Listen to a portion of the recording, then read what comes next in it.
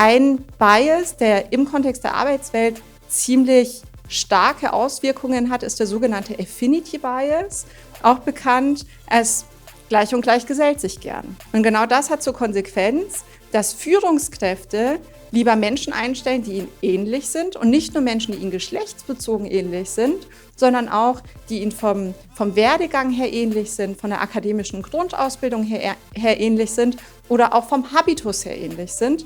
Und das sorgt natürlich dafür, dass je weiter man nach oben blickt, desto homogener das Bild wird, das man vorfindet. Das Christian-Syndrom. Exakt.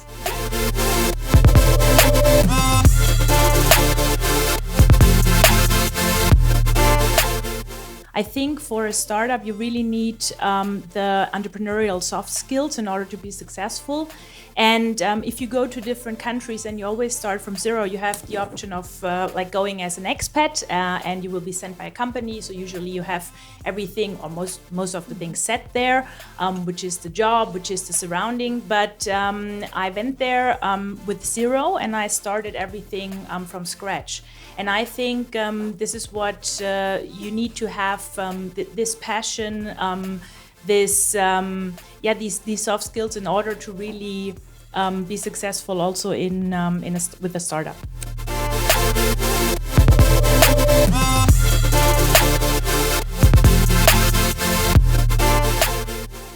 I would definitely always take this opportunity to maybe educate those people who say things like, oh, do we really need female empowerment in 2020? This is, for example, one of the first criticisms we got back then in 2020 when we applied for I don't remember, some kind of pitch competition.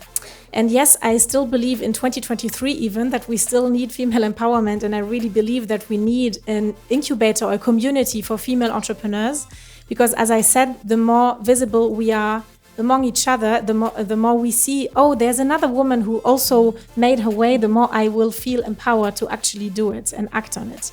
This is why I think, especially at the very beginning, it's really important to gather all those positive energies together, those role models, and then you can get started, you can be successful. But if you're just in the, we heard it a few times in the Shark Tank from the very beginning on, maybe some women, especially the ones that are maybe not as self-confident, they will feel like, oh, maybe I don't belong here. So this is why we actually reacted on those comments that we got in the Gründerszene.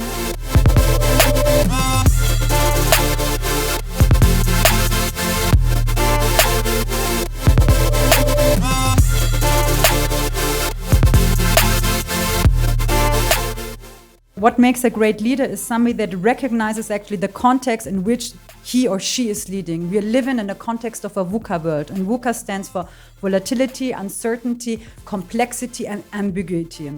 And then a leader has to understand, who am I leading? You're leading people, and the first person that you have to lead is yourself, and then you lead others. The third dimension is, what is leadership? And leadership actually is the relationship between leader and follower, and is marked by the personal relationship between both of them. The conclusion is, what good leadership, authentic leadership, and extraordinary leadership is somebody that can make people volunteer to follow their footsteps, which means you have to have the capacity that other people voluntarily intrinsically want to follow your footsteps. How do you do that? There are two leadership traits that you need. The first one, you have to be integer, which means you have to align words and actions and be a role model. People love to follow role models. We need actually heroes to whom we can look up to. The second one is to have ethics and interaction with other people.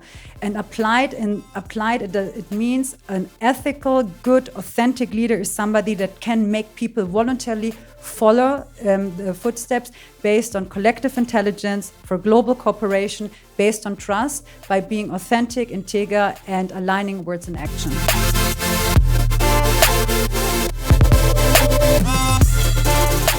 This is why our University of Applied Science wants to take this leadership and this education exactly to the stage of students.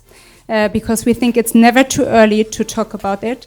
And we think and this is exactly how our program is starting, to look at how did the role model of a woman develop? It's not in the past 50 years. This has been education and socialization for many, many, many, many hundreds of years. So, and here I want to thank this man to give the trust. Thank you, Gerhard. And talking about stereotypes, the old white man, maybe from the outside, but I can guarantee you, absolutely not from the inside to organize such an evening.